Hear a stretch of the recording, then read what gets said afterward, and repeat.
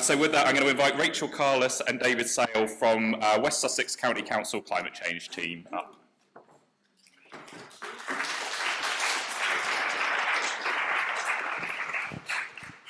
Okay, we're instructed to speak clearly into the microphone, so hopefully everyone can hear me at the back. Thanks for the introduction. And it's been really great to hear about all the local work that's been going on. So my name's Rachel Carless, and I'm the strategic lead for climate change at West Sussex County Council. I'm here with my colleague David, who I'll introduce in a moment. We're going to tag team this presentation. And yeah, great point there from you about collaboration, and luckily my background is in community engagement, and I absolutely agree that, you know, in order to tackle a lot of the challenges that we're talking about today, it has to be in partnership, and that's how we're going to have success where we need to have success. Right, thank you.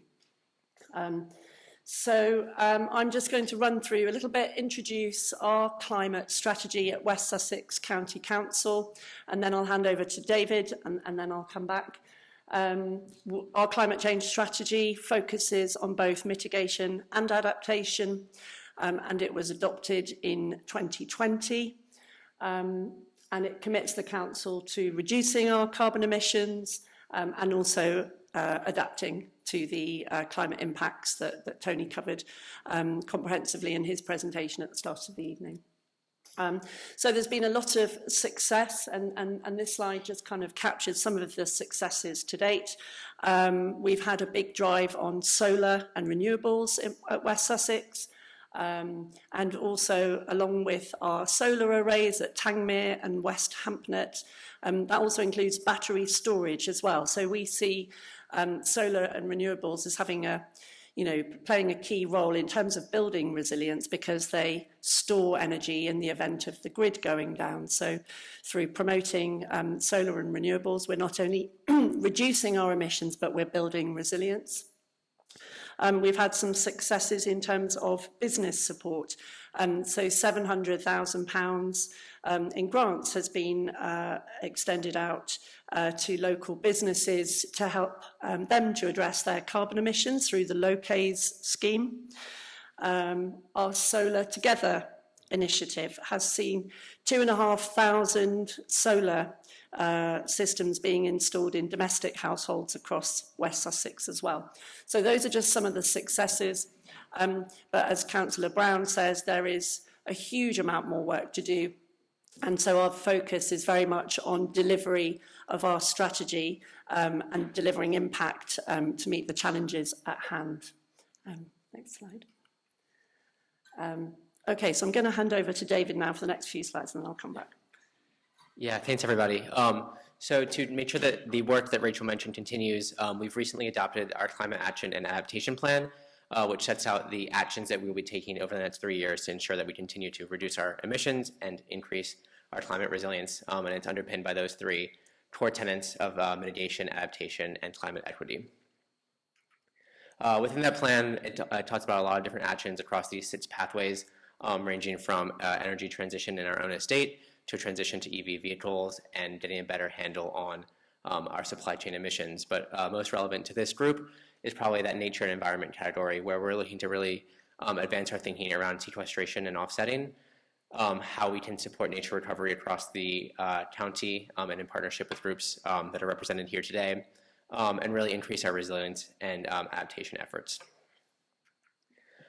So in terms of our adaptation and resilience thinking, really our guiding question is how can we prepare not only our assets, but our service delivery and our communities for the impacts of climate change that are already happening.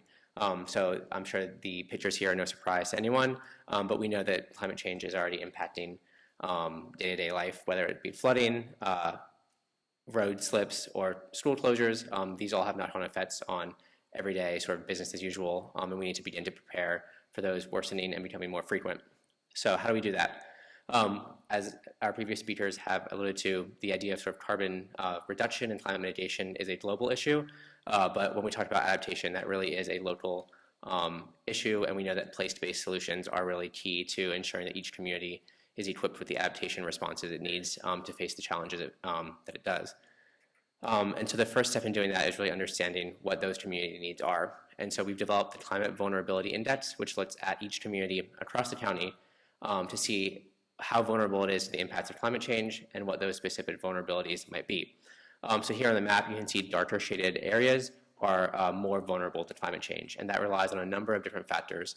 Of course, there are the environmental factors that we know are obvious threats, so susceptibility to flooding, chance of heat waves in the future, poor air quality, these things that we know impact safety and health. But it also looks at traditional factors of vulnerability. So not only are communities facing environmental threats, but we know they're facing social deprivation, and certain characteristics increase those risks. So age, health status, accommodation, access to green space, all of these things can make a community more and more vulnerable to climate change. And we know that climate change won't be impacting us all equally. It'll impact some of us in some communities worse, more severely, and it's our responsibility to make sure that we are considering those differences as we plan into the future. So understanding where those challenges exist is a first step in this plan. We also need to think about some of these worst case scenarios that we've heard about. So not only planning for what's already happening, but really, someone said deep adaptation planning, and thinking about what it means if these 2 or 3 or 4 degree centigrade increases happen. And so to that point, we were recently selected as one of only 3 local authorities to participate in the Environment Agency's pilot planning process that asks stakeholders to do exactly that.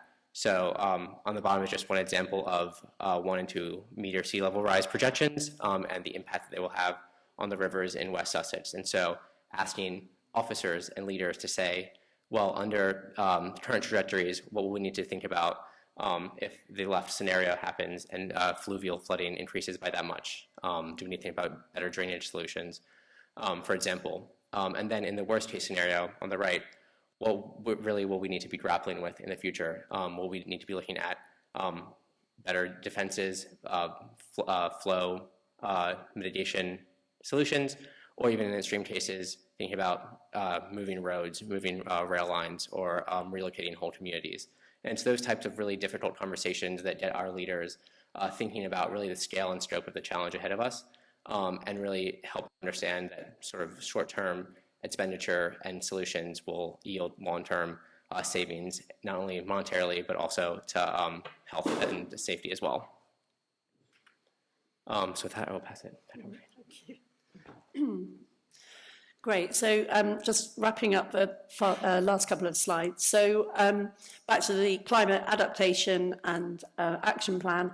It commits us to engaging with residents, businesses and community groups in climate action, and it identifying the role of West Sussex County Council in supporting area-wide mitigation and resilience planning across the whole area. And one of the ways that we're doing that is the County Council chairs the West Sussex Joint Climate Change Board, which has the remit of overseeing the work at the county level to drive forward our climate action.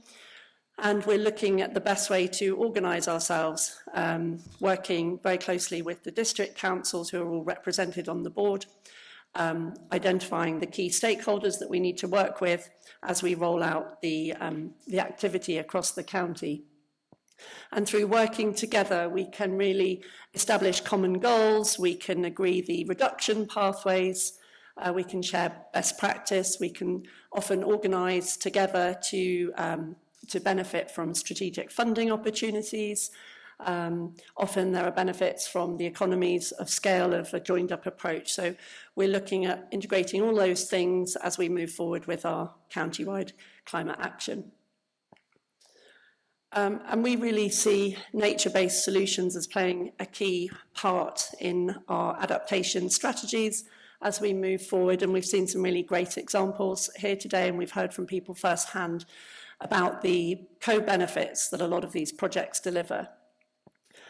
So we work very closely with the Sussex Local Nature Partnership to understand the wider Sussex natural environment. And there's been some great work coming out of that partnership around mapping of habitat restoration opportunities at landscape scale. And so work continues there with Sussex Nature Partnership and acting as quickly as we can on funding opportunities as they arise. And we're also, through our work with partners, exploring the potential for replicability for some of the fantastic projects that we've heard about today. Working at scale is a really critical thing in terms of climate change and particularly for nature. Looking at some of the projects that we've seen across West Sussex, I think the Ada recovery project was mentioned, and Wheel to Waves. So how can we replicate some of these, large landscape scale projects at scale, because that is the scale of the work that is needed. We all need to come together to deliver impact.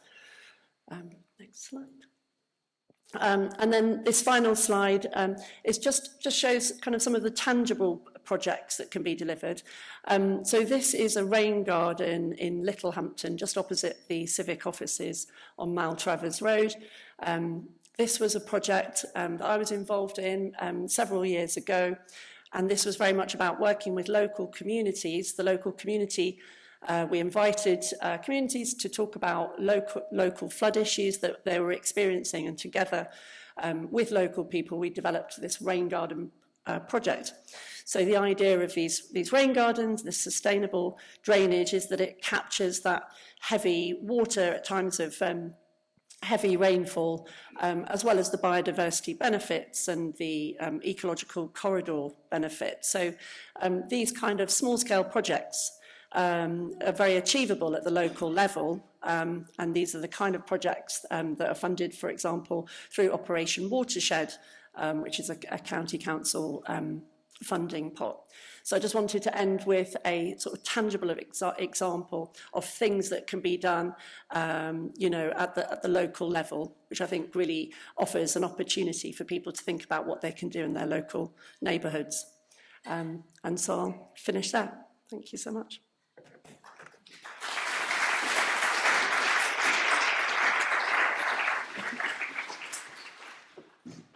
Thanks both. And that wraps up all our speakers for today. So if we can give all of them another round of applause and a big thanks.